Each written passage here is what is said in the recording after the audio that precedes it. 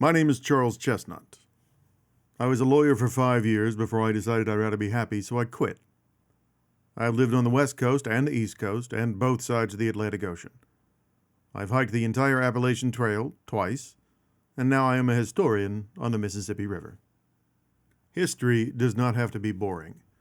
History does not have to be just a dry recitation of facts. History can be incredibly exciting and engaging, with amazing characters, plot twists, developments, everything.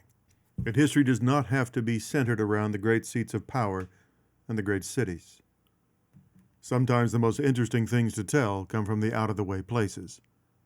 Sometimes the best stories come from all the wrong places. And that's where I'm going to go, to all the wrong places. All these freshwater bayous, saltwater marshes, bays, lagoons, inlets, swamps, and the Gulf coastal waters themselves are home to tens of thousands of species, and the Cajuns who try to eat all of them. Shrimp, fish, oysters, crabs, mussels, a full 30% of America's annual seafood harvest comes from right here. By weight, almost 1/3 of all of the seafood harvested in America is taken out of coastal Louisiana. So weird. Donnie's little grandson come with us a couple of times. I'm like, you ready? We're going over this deep water hole. And he's like, what you talking about? I said, the water right here is 160 feet deep. And it was like 178 that day we came. Man, we had some big ground swells coming in from the Gulf. So you'd go up, and when you'd go down, you'd see water in front of you. You wouldn't see land. And he was just loving it, man. No, but this up here, Fort Livingston, this was the Confederate fort. But this is the closest they got there. So 300 men were stationed in here up until the end of the Civil War, and nothing happened. They stocked it, they armed it, they stationed them here. They were waiting for action, they're waiting for fights, waiting for the Union to try something. But this really was not a strategic area, so Right. Nothing happened. And then after the Civil War, they kept it garrisoned with one man. One sergeant stuck around. They had the U.S. government, U.S. Army stationed one sergeant in there, and he was there for 7 years, and then they figured, okay, that's enough. We don't need to do that anymore. They pulled him out. So this is Fort Livingston. The other side. And is this resedimentation? This is what they're doing right now? This is sand being pumped in from offshore, possibly 2 to 3 miles offshore inland, to be lifted back up. I don't know what height it would be, but it's going to be at a plus elevation of sea level. And then the whole island will be ringed with the riprap, with the rocks to prevent erosion. It'll have some riprap in certain locations. Then they'll put the sand barriers up and plant the growth, the marsh grass. Where the roots will actually hold the sand into place. It'll hold the sand in place. And then it'll become sort of like a nature preserve almost. Pretty much, yeah. That's basically what they're trying to do. This is an inhabitable island. They won't have vehicular traffic on it. Just trying to get something to slow the storm surges from going. So the barrier island will be then a barrier once again. It'll be a barrier island once again.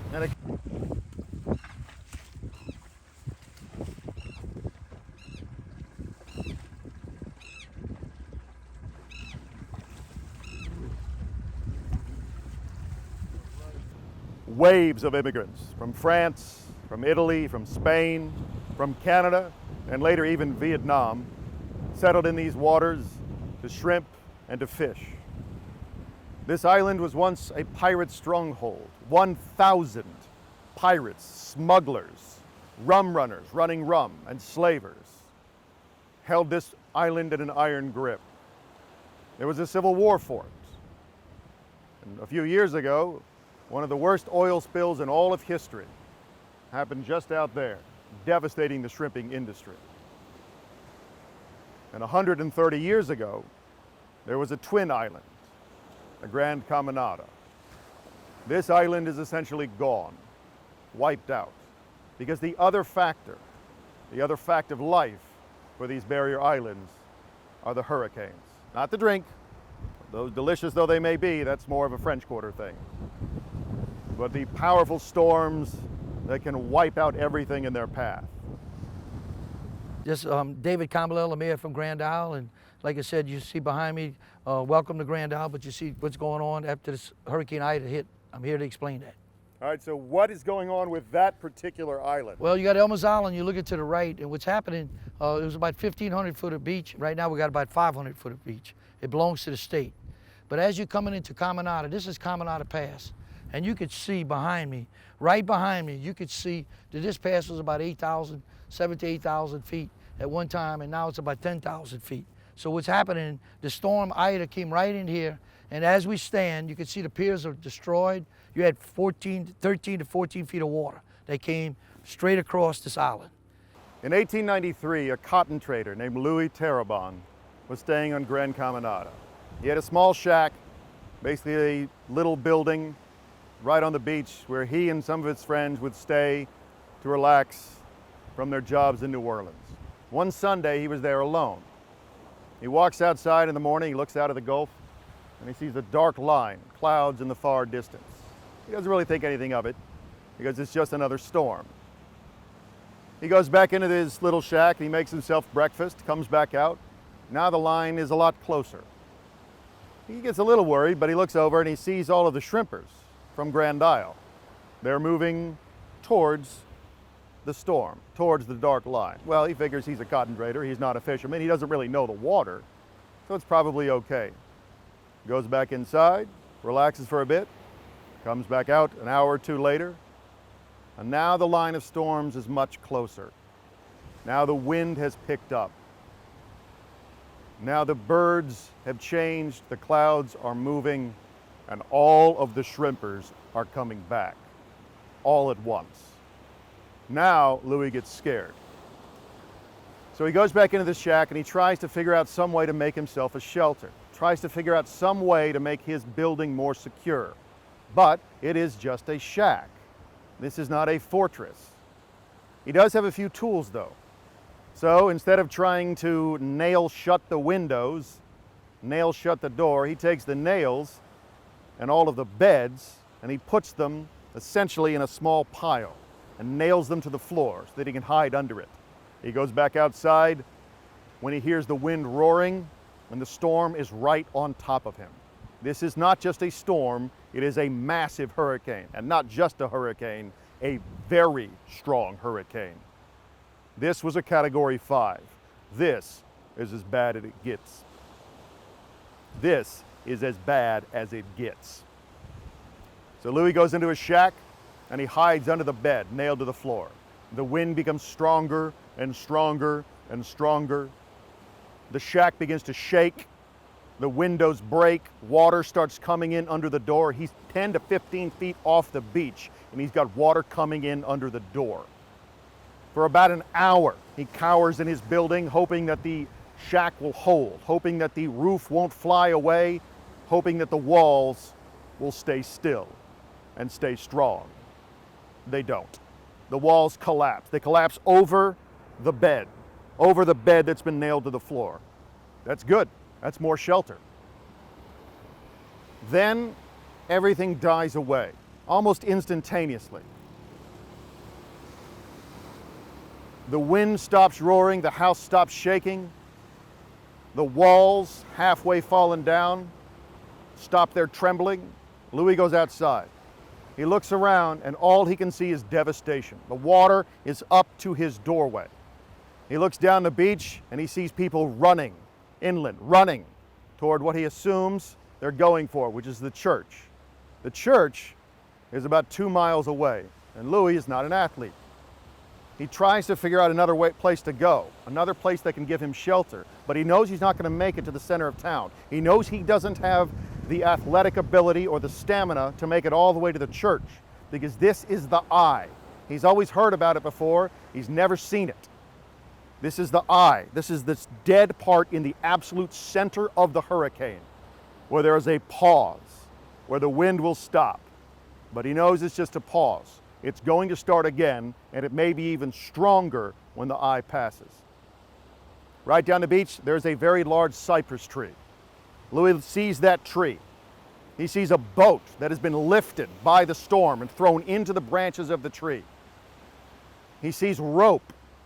He runs into his shack. He grabs a thick oilcloth canvas coat, wraps himself around it, runs for the tree. He climbs 15 feet up into the tree. and he ties himself to the trunk, using the boat as a shelter, as a windbreak, trying to give himself some protection from the storm.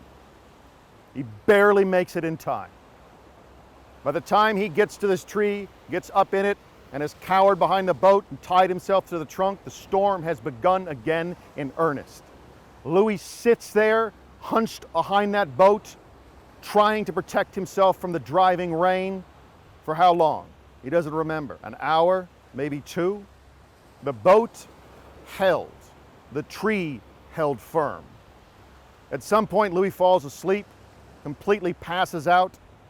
He wakes up, and the storm has passed. It is pitch darkness, but the storm has passed.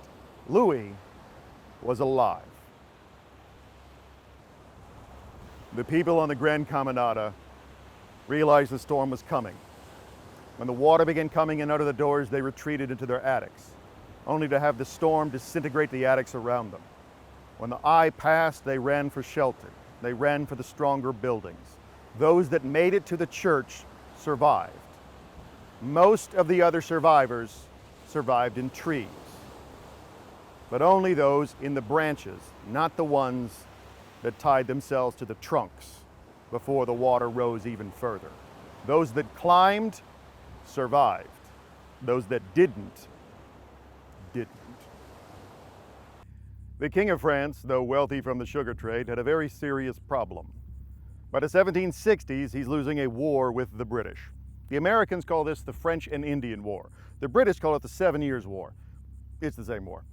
The King of France knows he will be defeated, and as part of the surrender, he will be forced to give up all of the French lands in the New World. To prevent the British from getting their hands on Louisiana and New Orleans, and all of the resulting sugar taxes, tariffs, and profits, the King of France gives them away. He surrenders to the Spanish in 1763. Spain takes control of all of Louisiana and New Orleans. Only after this transfer is complete does France surrender to the British, and the British take what's left. And what's left was Canada. And that is how the French colony of Canada became part of the British Empire, now the British Commonwealth, but they don't get Louisiana and they don't get New Orleans. There were a large number of French Canadians that did not want to live under the British Crown, so they left. Some of them left voluntarily, many of them were completely forced out. A huge number of them came from a region called Acadia, and the Acadians ended up settling in the swamps around Louisiana, where they became the Cajuns. And that's where that comes from. The Gulf is advancing, the water is rising, and the ocean is moving inland. There is no sugarcoating that. The mighty Mississippi River was channeled into one path. All of the outward moving water pressure has stopped. So 100 years ago, the salt water began moving in. Slowly, but inexorably, what was fresh water is now brackish. What was brackish is now saltwater marsh. What was saltwater marsh is now Gulf of Mexico. The land is going away. The sea is rising. But the greater problem is that the land itself is sinking, and it is sinking fast. One football field-sized piece of land is gone every 100 minutes.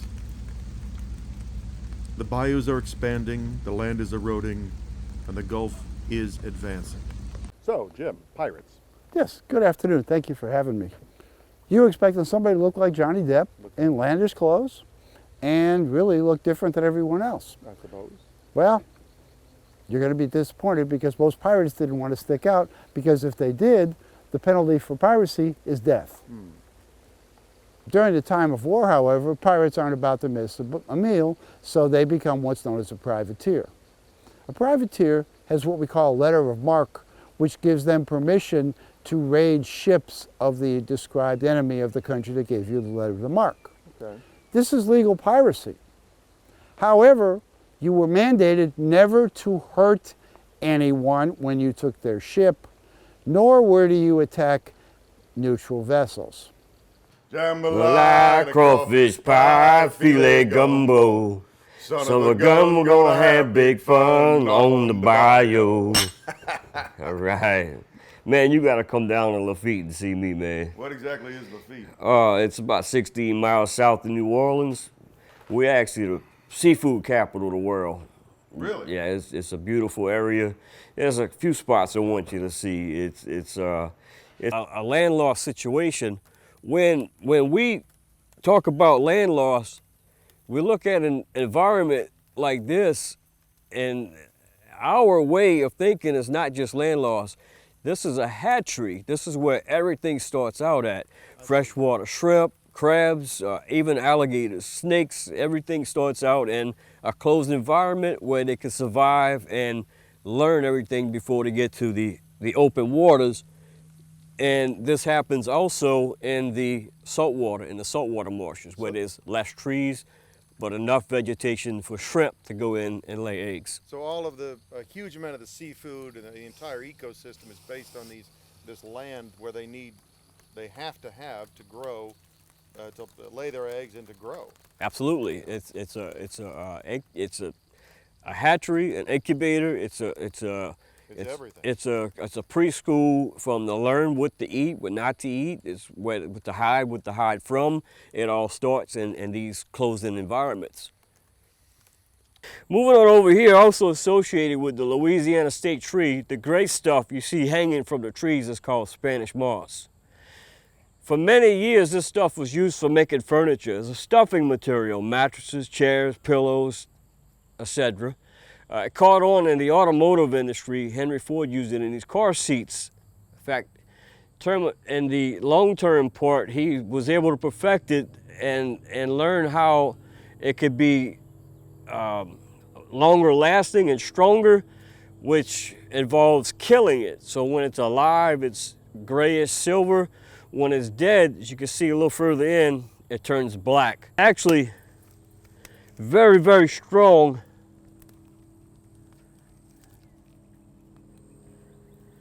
Especially when braided, to use to make rope and archery string for hunting. When it's dry and it's real thick, it's real straight. Henry Ford mixed it in with real horsehair, which confused a lot of people, and he used it in the car seats of his vehicles.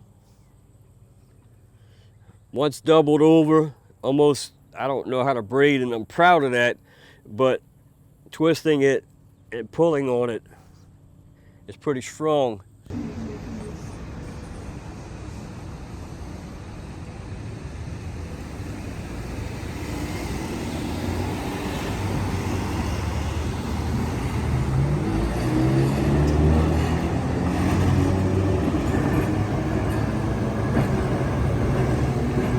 Yeah, so I think a lot of people in New Orleans and probably elsewhere feel a sense of doom and feel like that there is not much they can do about what's happening here. Yeah, definitely. Stronger hurricanes, more frequent hurricanes, and they just don't know that they can help in any way.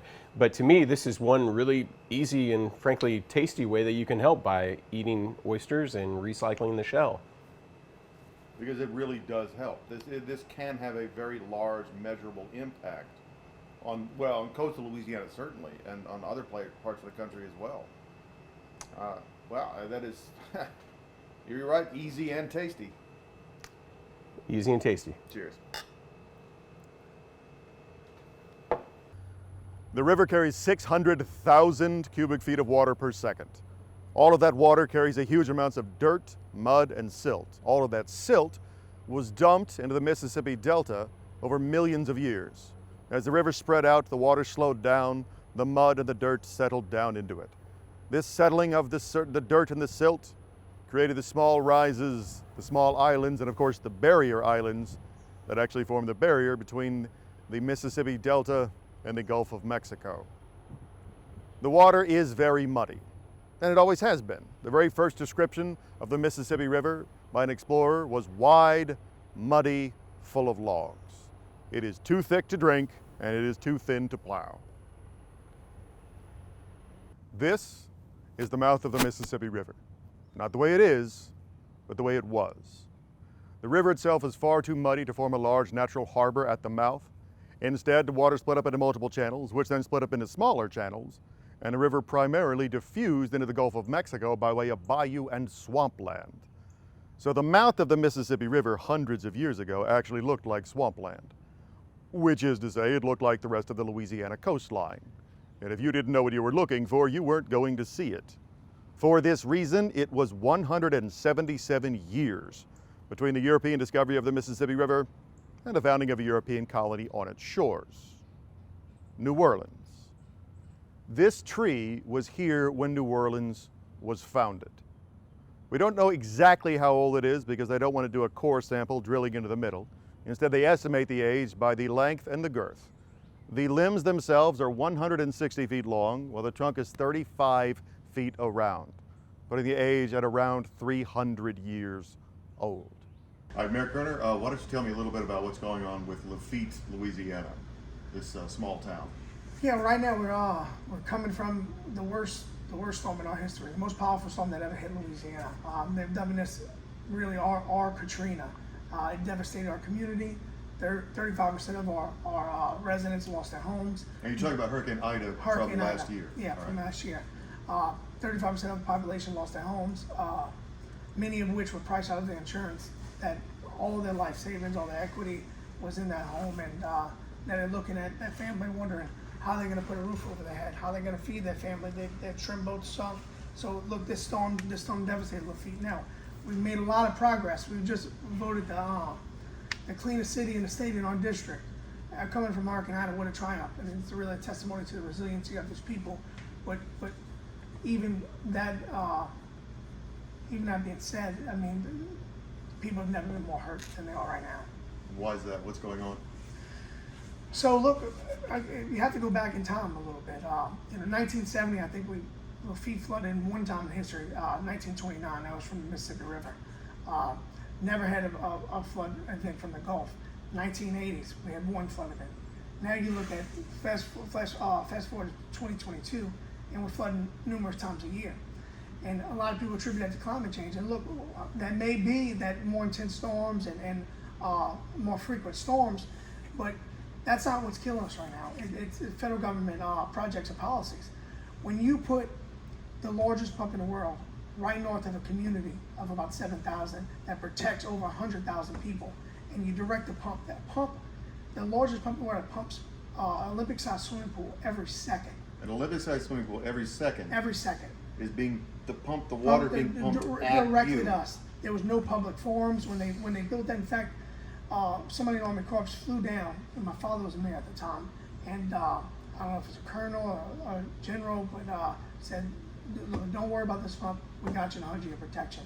And you can read about that in the New York Times, where they had a meeting at home, and my dad went, and he said he saw that we weren't in a levy, the proposed levy, and he said, "What do you suggest we do?" He said, "Relocation." He said, "Yeah, I was thinking the same thing. I was thinking about relocating your jaw. New York Times reported about that."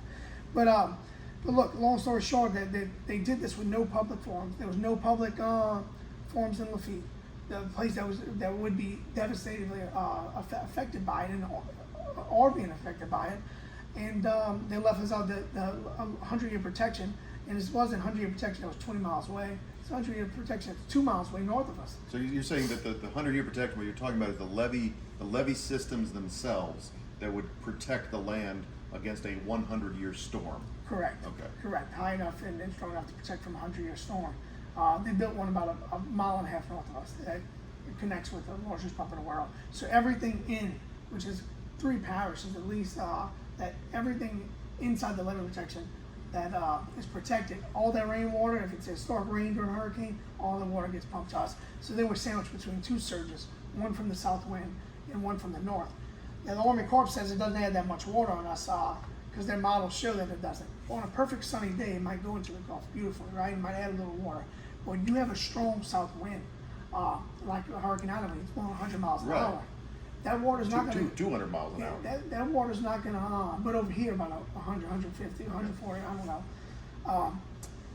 But that water is not going to venture off in a beautiful way into the Gulf of Mexico. That water's coming against that surge and that south wind. What it's going to do, it's going to build up. And where does it build up? It builds up in the places closest to it. It builds up on us. So we were sandwiched between two surges. And now the federal government just approved the diversion that's south of us. That's the largest diversion in the world. Not only do we have the largest pump in the world that's pumping at us. We have the largest diversion in the world. It's going to add more water. So when a south wind comes and a surge comes, it's going to add more water on us. How far away is that diversion? That diversion is going to be less than a mile south of us. And a diversion is, correct me if I'm wrong, a diversion is the taking the water from the Mississippi River and putting it out into the There's bayou. two types of diversions: freshwater and sediment diversion. Sediment's a little bit better, but it's a sediment diversion. It's going to take the lower end of the Mississippi River. It's essentially poking a giant hole in it through a system and pumping that water in to try to rebuild the land. Now, and then the oil companies, when they blocked off the Mississippi River, right? You couldn't. Well, let me backtrack. When they blocked off the Mississippi River, the Mississippi River would fed this land. It's the newest land in the United States. Sure. It totally stagnated it, which probably could have lasted for another century or two. When you had the oil companies who came in and dredged tens of thousands of canals from the Gulf to our doorstep, right? It gives a road of all this salt water that comes into these freshwater brackish marshes that destroys all the land. So it doesn't take a Hurricane Ida to come in, a giant surge. It takes a tropical storm to get that water in and start doing its damage. So they dredged tens of thousands at of least, canals? At least. And these are the ones that started off being 12 to 15 feet, maybe 20 feet wide, but from erosion now they're 100, Oh, they're massive. 100, 200 feet wide. You can look at the satellites, and it's night and day where they're just getting massive and massive and massive. And in some cases, the land that made it a road, now it's a lake. Yeah. And look, I would like for me or you to go try to dredge a mile or even an acre of land in the wetlands and see what kind of opposition we get, and they'll make us repair it. And for them to give a immunity, really a past state of Louisiana administration Bobby Jindal giving them immunity to not repair it has caused the greatest crisis in Louisiana history. We're losing a football field of land every 100 minutes. Is that correct? That is correct. And in Hurricane Ida, we lost in about 12 to 14 hours. We lost about 70 years worth of land that it took to build. And look, a lot of that, because the storm was so dangerous, but a lot of that's that consistent salt water through those surges. We had 7 surges last year, right? They didn't flood us, but they had 7 surges that raised the water, put that salt water, that weakens the estuary, weakens the marsh, weakens the coast. So when it makes it primed and ready for a Hurricane Ida to come in and destroy it. And that's what it did. You know, really, the common denominator to the feat is that all of our problems didn't come from us. It came from bad government decisions. And the reason why I say that, you know, we are suffering for the betterment of everyone around us. So the pump right north of us that's killing us is protecting 100,000 homes. Great for them, we're suffering for them. The levee protection to the north, now to the east, and now they're raising that, and now to the west that they're about to implement. Where's the water going to go now? It's going to pile up on us. Now it protects them, the Lafitte suffers. Yeah. The diversion that may or may not, but may build back land in 70 to 100 years and may turn the tides for the fight for the coast. Well, that's great, right? But it's killing us. It's adding more water on us. The tens of thousands of dredged canals by the oil companies, it fueled a nation. It led to a lot of people getting work and being able to feed their family, which is a wonderful thing. But who's suffering? Us. So it's a point where I'm pleading to the federal government that, man, understand that you took a part in our struggles. You took a part in this human suffering. I would even go further and say you contributed to it. Now come and try to reverse it. And look, they're wasting. We were one of the only communities, and not to be long-winded, but we were one of the only communities left out of any kind of Hurricane Ida emergency funds. Right, we were left out of emergency supplement. You see Grand Isle, who I love, and it's all people, but it's further south of us, a little less people than us. I'm happy for them, and I think Grand Isle needs to stay here just as much as we do, but they just got $122 million. And here's an area that's being destroyed by the government they love, and they won't bring a penny. And can you imagine the amount of money they've spent in hurricane recovery? Our school alone was flooded 5 times. I mean, millions and millions of dollars. They were willing to spend 10 times when the camera's on and times get tough, and being reactive and being proactive and stopping the human suffering. We're doing a one-time payment that would prevent us from flooding, and it will save them millions and millions of dollars. So what you're saying is it would be cheaper than to put the policies and the money into place to prevent these types of things from flooding your schools and this entire community, rather than coming in every single time it floods and trying to fix the problem again without addressing any prevention. Yeah, look, without a doubt, it's a reactive. They're being reactive instead of proactive. They spent millions and millions and millions of dollars. Our high school loan was probably likely going to cost over $20 million, especially with inflation right now, especially with the way construction is.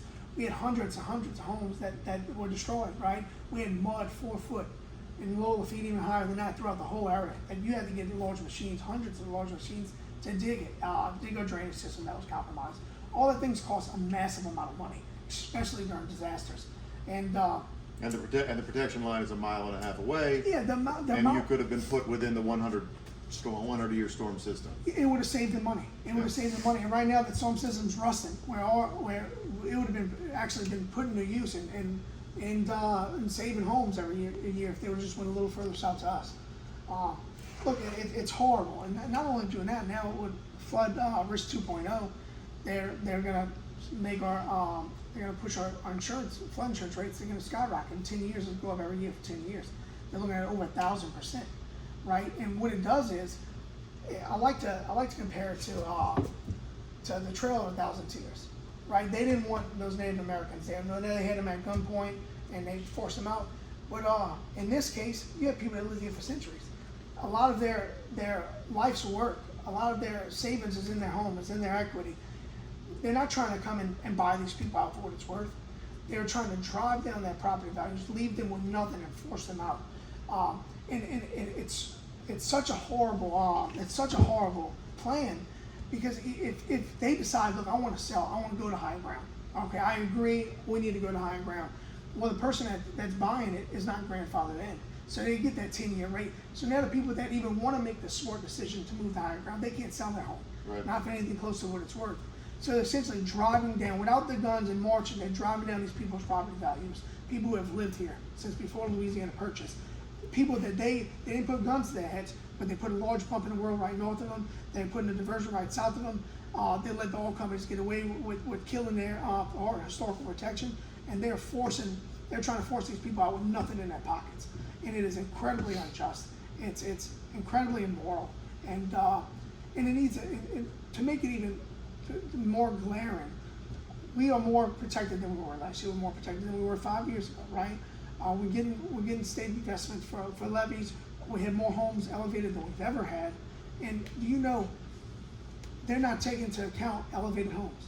They're not taking into account flood protection structures. So if we put in a levee that we're putting in, that the only storm in history that would have overtopped it, and only topped about 10% of it was Hurricane Ida, and they're not going to take that last year, and they're not going to take that into account for flood insurance. It just doesn't make sense. The more we protect it now, that doesn't matter now. It's a plan to shift the whole country up, and in our cases, after what they did. This community is 200 years old. It survived fires, floods, disease. No, I'm sorry, not two. I'm sorry. This community is well over 200 years old. It is much older than this country. It has gone through fires and floods, disease and war. We've got French, Spanish, Italian, We're the first German, Asian settlement Vietnamese. in the United States. The first Asian settlement in the entire Filipinos. United States, the Filipinos. And then one thing you can't fight against is the advancement of the salt water and the diversions. Yeah, and you can't fight against it when the federal government's on their side. It's a situation where right now, I mean, all of our struggles can be attested to bad government decisions. What happens if none of these change? What happens if none of these decisions change? If none of these decisions change, then this community will be lost. I mean, look, I'm going to fight to the end for this community. I love this community. I want morale to be high. I think that we do have a brighter future. We have more hurricane protection on the way than we've ever had before, something we've been fighting for 30 years. We're going to have more homes raised. We have stronger gas lines and stronger utility lines. So we have a lot to look forward to.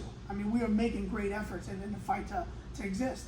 However, if nothing changes and this insurance rate's not reformed, if the federal government doesn't put in an investment down here, then we'll be racing its time.